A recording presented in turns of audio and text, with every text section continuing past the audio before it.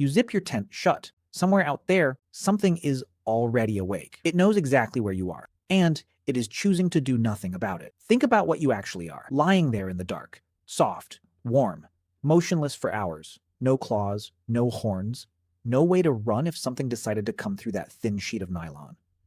On paper, you are the easiest meal in the forest. So why doesn't it happen? Why do wolves pass within yards of sleeping campers and keep walking? Keep watching, because the answer to that question says something unsettling about what predators actually think of you. Start with the obvious fact. The animals around your tent are not asleep when you are. Cougars, wolves, hyenas, leopards, almost every large predator on Earth does its hunting in the hours you're unconscious. That's not a coincidence. It's the whole reason night vision evolved the way it did. So the idea that they simply don't notice you is wrong. They notice everything. A wolf's nose can pick apart a scent trail hours old. Bears process smell with an organ so sensitive that researchers studying olfaction estimate it may outperform a bloodhound's by a wide margin.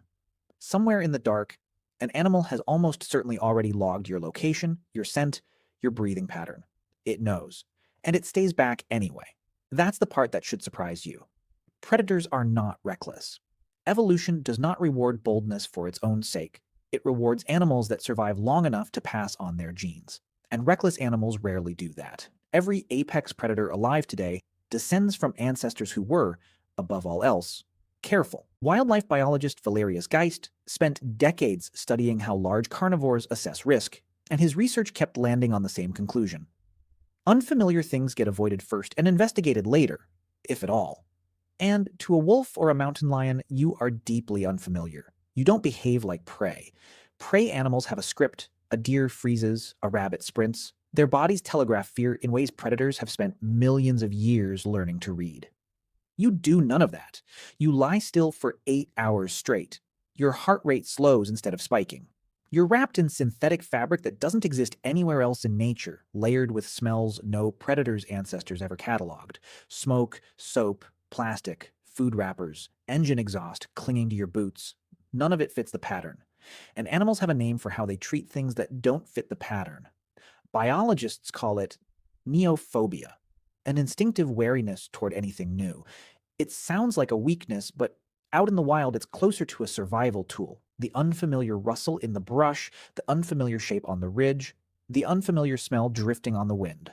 These are statistically more likely to be dangerous than beneficial, so caution wins by default. Humans trigger this response about as strongly as anything in the wild can. Fire, metal tools, chemical scents. A creature evolution never quite finished figuring out. To a predator encountering that combination, a sleeping human doesn't look like dinner. It looks like a puzzle nobody has solved yet, and nobody wants to be the one testing it. Consider what a young predator actually inherits, and what it has to learn on its own. A wolf pup doesn't come into the world already knowing that a moose can kill it with a single kick, or that a porcupine's quills aren't worth the trouble. It learns through close calls, through watching its mother hesitate, through smell and sound repeated enough times to become instinct. Humans, though, are strange even by that standard. We don't fit any single category an animal's brain has built from experience. We stand upright, which no ordinary prey animal does. We carry scent trails from a dozen unrelated sources at once. We make sounds that shift depending on the situation, calm one moment, loud and sharp the next. To a nervous system built for pattern recognition, that inconsistency reads as danger, not opportunity. But caution learned in a single lifetime wouldn't be enough to explain what's happening here. This runs deeper than instinct. It's memory, passed down. For hundreds of thousands of years, humans have been the ones doing the killing. Long before agriculture, long before writing, we were already hunting the largest predators on the planet. And in several cases, we won permanently. Cave lions are gone. Dire wolves are gone. The American cheetah, built to outrun something that no longer exists, is gone. Every large carnivore alive today is a descendant of animals whose ancestors watched their competitors disappear at human hands, generation after generation. Field studies comparing predator behavior across regions back this up directly.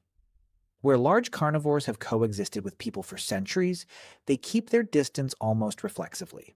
Where populations have had little to no contact with humans, researchers observe far more curiosity and far less fear. Fear of us isn't automatic.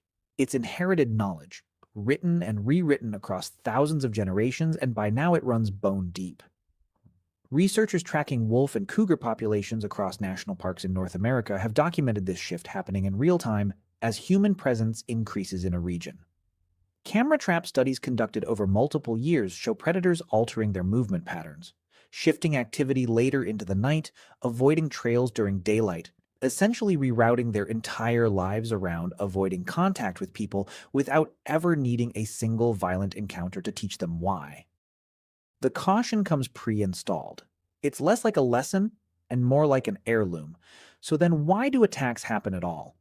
Because they do, occasionally, and it's worth being honest about why. Look closely at the documented cases, and a pattern emerges almost every time. The first is food conditioning. A bear that has learned campsites mean easy calories stops treating humans as a threat to avoid and starts treating them as a resource. And that shift in perception is what makes so-called nuisance bears genuinely dangerous. The second is desperation. An injured or aging predator, unable to hunt normally, may abandon caution simply because the alternative is starvation. The infamous Tsavo lions, which killed dozens of railway workers in Kenya in 1898, were later examined by Field Museum zoologist Bruce Patterson, whose research on their skulls revealed severe dental disease and abscesses that would have made hunting typical prey excruciating or impossible. The third is surprise. A hiker who stumbles onto a den or startles an animal at close range isn't attacked as prey. They're attacked as a threat by an animal defending itself, not hunting. Notice what's missing from that list entirely. A healthy, well-fed predator calmly deciding a motionless, unconscious human makes an easy meal. That scenario is almost non-existent in the historical record, and the numbers back it up in a way that should genuinely surprise you. Wildlife agencies across North America track every serious predator encounter in protected land. Millions of people sleep in bear country and mountain lion territory every year, across decades of recorded data. Fatal attacks on sleeping campers across the entire history of these parks are so rare they barely register as a statistic. You are more likely to be struck by lightning during your trip than to be hunted in your sleep by anything living around you. The gap between what your imagination does at 2 a.m. and what actually happens out there is almost comically wide. There's something almost funny about how this plays out in your head at night. You lie there running through worst-case scenarios, cataloging every sound, deciding whether that snap of a branch means something is circling closer. Meanwhile, the actual decision was made a long time ago. Not by you, but by thousands of generations of animals that already ran this experiment and already know how it ends. Your fear is real. It just isn't pointed at anything that's actually coming for you. And maybe that's the strangest part of all of this. You spend your nights bracing for a threat that evolution quietly retired a long time ago, while walking past far more ordinary dangers every single day without a second thought. Traffic, ladders, the staircase in your own house. None of them trigger the same primal alarm because none of them come wrapped in fur and teeth. The fear you feel in a tent isn't really about the odds. It's about how old that particular alarm is, older than language, older than fire, buried somewhere your rational brain can't fully reach even when it knows better. Here's the part worth sitting with. Every rustle you hear outside your tent tonight is probably not the sound of something deciding whether to attack you. It's the sound of something that already noticed you hours ago, already knows exactly where you are, and has already made its decision. Not because it can't reach you.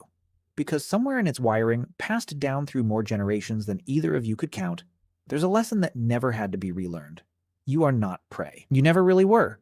So the next time you're lying awake, listening to the forest move around you, remember what you actually are out there. Not the easiest meal in the woods. The one thing in it that everything else has learned to leave alone.